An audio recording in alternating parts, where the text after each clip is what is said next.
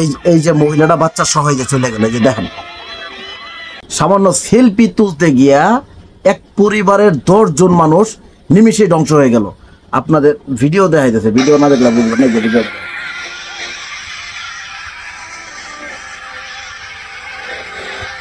দেখতে থাকেন আপনারা।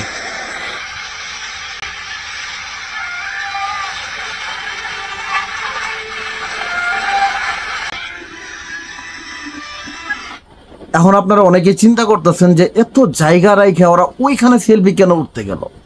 এরকম আমাদের সমাজে বিকেলে মানুষ অনেক আছে। কি লাভ? আমার এত শিক্ষামূলক ভিডিও বানায় কি লাভ? ওইখানে ঝর্ণার কাছে পুরো ফ্যামিলি মিলে তারা সেলফি উঠতে গেছিল।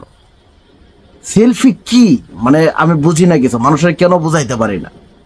সামান্য সেলফির জন্য এইভাবে একটা পরিবারের 10 জন মানুষ ছোট ছোট বাচ্চা সহ তারা আজকে ধ্বংস হয়ে গেল। এখন আপনারা অনেকেই বলতে পারেন যে এরকম বেকেলে মানুষ কি সবাই নাকি, যে এত জায়গা রাইখে ওরকম একটা রিক্সের জায়গায় সেলফি উঠতে যাবো? হ্যাঁ, আমাদের বাঙালি অনেক আছে, এটা তো একটা ইন্ডিয়ার ঘটনা।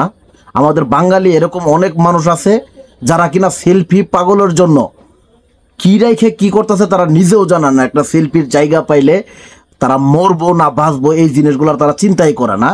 যেটা আমি বিকেলবেলা শুটিংয়ে যাওয়ার পথে শুটিংয়ে যে ঘটনাটা বাস্তব আমার সাথে ঘটলো, অজরে বৃষ্টির শ্বাস দিছে, তারা সেলফি নিয়ে পাগল। তারা বাড়িতে যে আসবো এই জিনিসগুলো ভুলে গেছে, তাদের সেলফি উঠাইতে হবো, টার্গেট একটাই। তো এরকমই এই মানুষগুলোর ঘটনাটাও ঘটছিল। আর শুধু এই সেলফির জন্য তাদের জীবনে কি হইলো আপনাদেরকে আমি ক্লিয়ার করে দেখাইতেছি।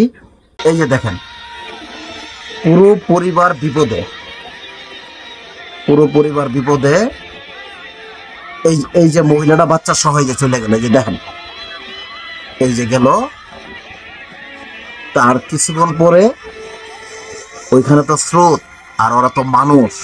অনেকক্ষণ যুদ্ধ করার পর তারাও অবশেষে এইখান থেকে কিন্তু হাইরে গেছে। এই যে দেখবেন, আর একটু পরেই দেখতে পারবেন